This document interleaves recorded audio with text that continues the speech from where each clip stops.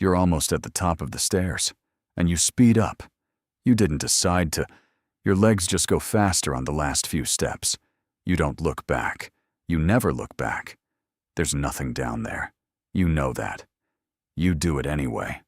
Tonight, I'll tell you what your body thinks is chasing you, and why it's been right far longer than you've been alive.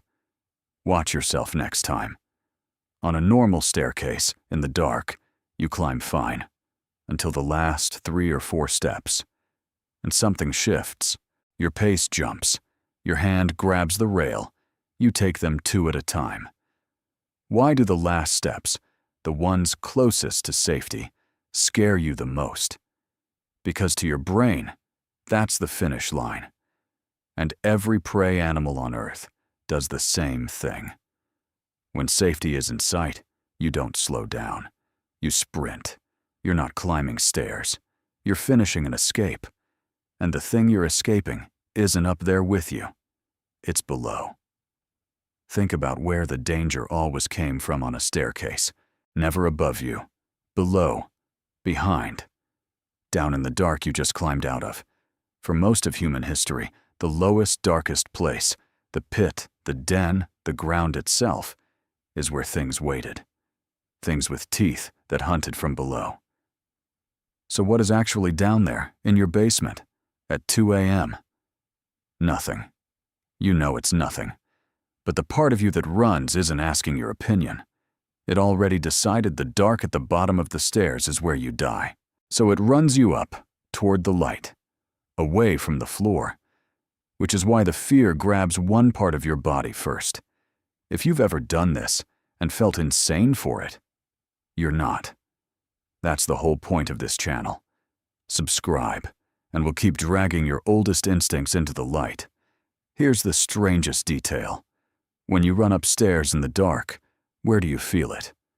Not your chest, not your face, your legs, the backs of your ankles.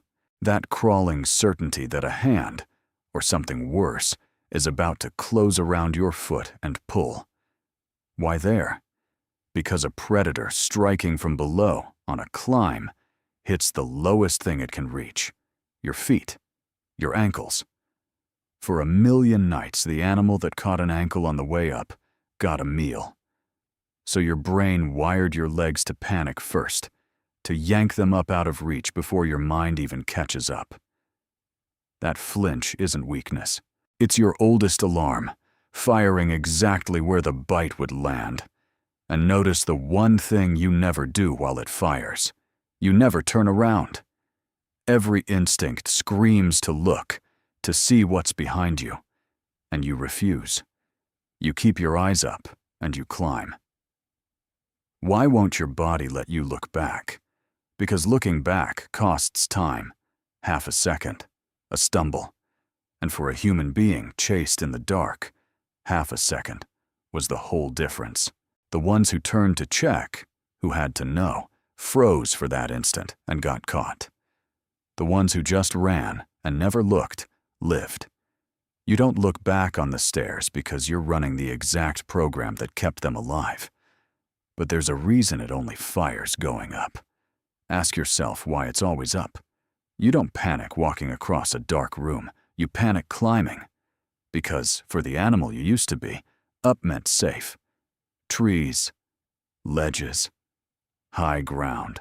When something hunts you on the ground, you go vertical, where it can't follow. A staircase is the only place in your modern home where you climb, in the dark, with your back turned. So your body reads it as the ancient move, the scramble to height, the race to get off the ground before the ground takes you. Your stairs aren't stairs to your old brain. They're the last climb to safety, which is exactly why children can't handle them. Watch a kid on a dark staircase. They don't walk. They explode up it, 3 steps at a time, slamming the door behind them. We tell them there's nothing there. Their body has never believed us, because a child is the slowest, smallest thing on those stairs, the easiest to catch from below. The alarm screams loudest in exactly the ones most likely to be taken. And every culture gave that scream a face, the thing in the basement, the monster under the stairs. The story didn't create the fear. The fear was already there, sprinting. The story just gave it a shape to point at. So here's the last question. The basement is empty. The predators are gone. You are a grown adult who knows, for a fact, that nothing is behind you on the stairs. So why do your legs still run?